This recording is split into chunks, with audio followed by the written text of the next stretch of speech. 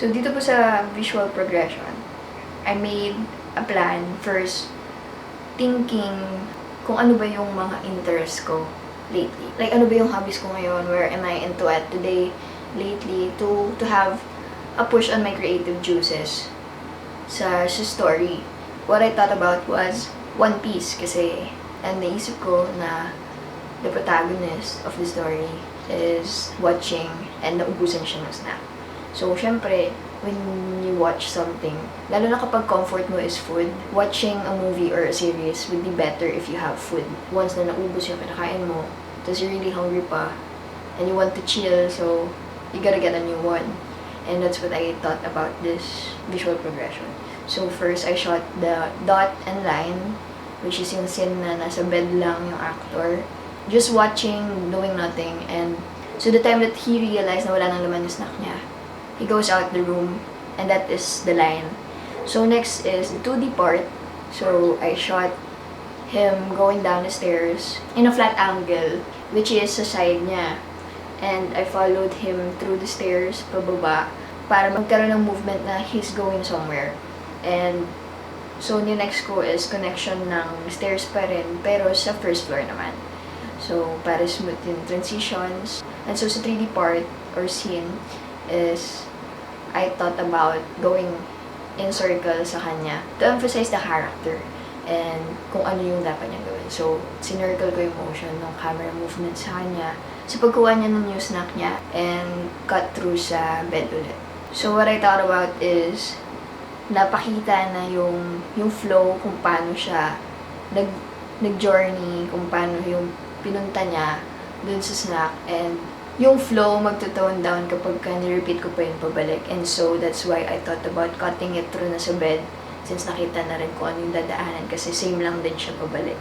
And, ayun po yung sa visual progression.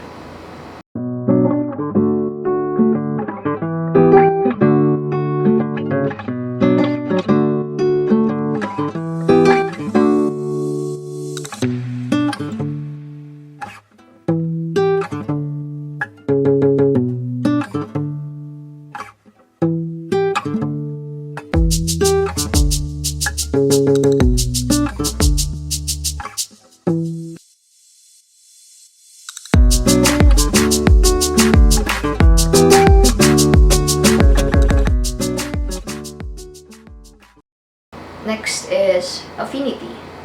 So, in this affinity sequence, everything is perfect. So, as you can see, the color is pink, the rose is red, we set up na candles and some flowers, and also, yung get-up ni guy or ni actor natin is blending through the background. So, it's all like a one picture. And the color itself is sweet, like pink and red. So the story is about like courtship and na naging ka-relationship na. So in this sequence, the vibe is also bright, so the flow of the story is perfect also. So he was happy at the end, he enjoys na sila na.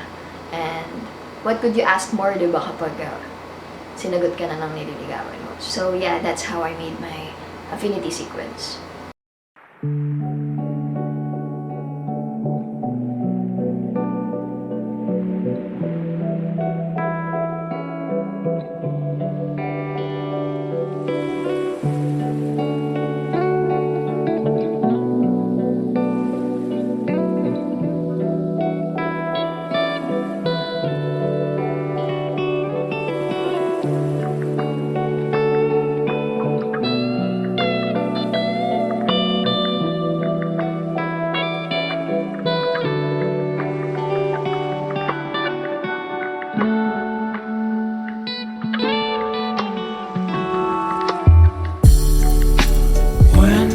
I fall asleep, yeah, I need you with me by my side.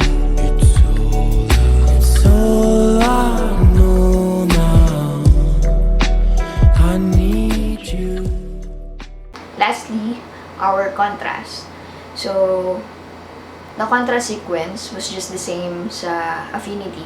As you can see, yung storyline and yung story nung sequence is just almost the same dun sa Affinity. Na he takes a picture, he chats, he asks the girl to be his girlfriend and said yes.